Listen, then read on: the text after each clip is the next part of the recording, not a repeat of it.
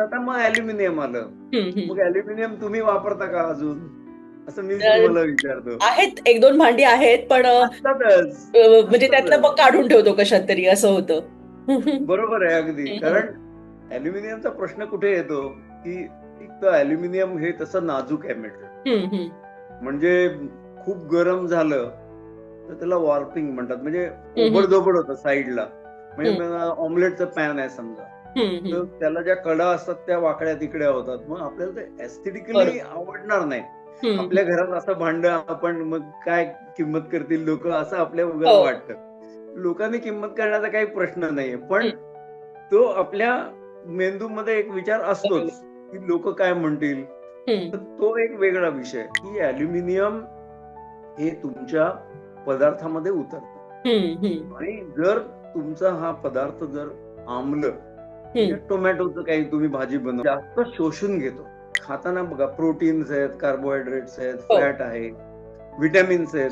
ह्या प्रत्येकाला एक प्रकारचा व्हॅल्यू आहे. म्हणजे हे मी किती खाल्लं पाहिजे. म्हणजे प्रोटीन, माझं वजन 60 किलो असेल तर 1 ग्रॅम पर किलोग्रॅम, म्हणजे एका दिवसात मला 60 किलो खायला पाहिजे. कुणाचं 70 किलो वजन आहे, त्याने 70 किलो प्रोटीन, 70 ग्रॅम प्रोटीन खायला पाहिजे. बरोबर. म्हणजे 70 किलो 70 ग्रॅम 70 ग्रॅम. हे साधारण म्हणतात.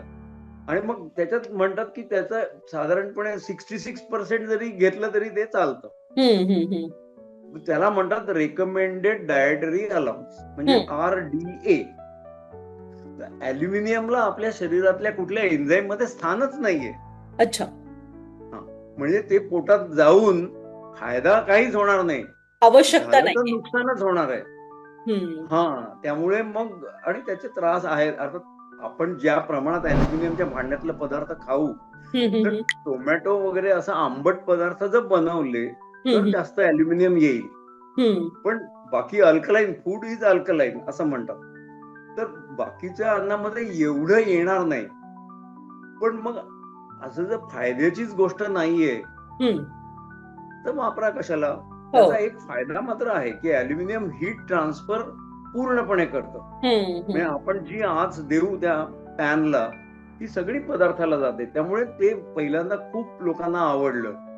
पण मग ते वॉर्पिंग, जसं मी म्हटलं की वाकतं बाहेर भांड, मग ते नको. मग म्हणून अॅल्युमिनियमच्या पुढे, बरं अॅल्युमिनियमच्या टॉक्सिसिटीज पण आहेत, पण ते आपण हिंदालियम बघू. मग आपण हिंदालियम कडे गेले ना लोक. हो हो.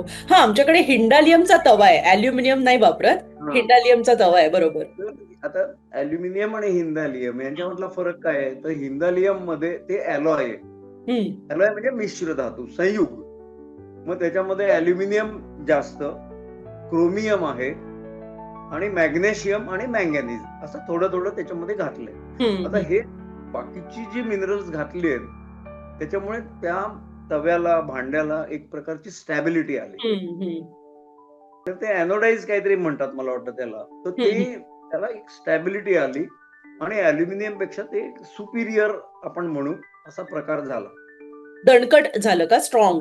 दणकट झालं, म्हणजे प्रगती झाली. हो हो.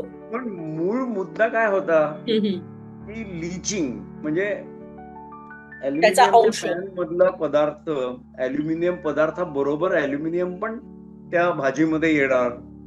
तर ते याच्यामध्ये होतं की नाही, तर इथेही तेच होतं, कारण जास्त टक्के अॅल्युमिनियमच आहे.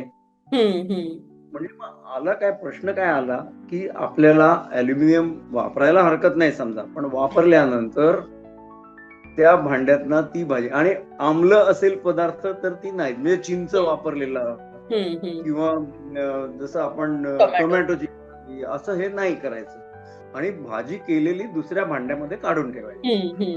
मग आता असं जर म्हणजे उपद्व्याप उपद्व्याप. करायचा असेल, म्हणजे मला 2 भांडी आली, मग मी तेच वापरीन ना.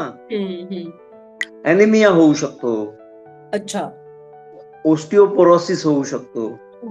म्हणजे कॅल्शियम जर त्याच्यामुळे कमी ऍब्सॉर्ब झालं तर ऑस्टिओपोरोसिस होऊ शकतो.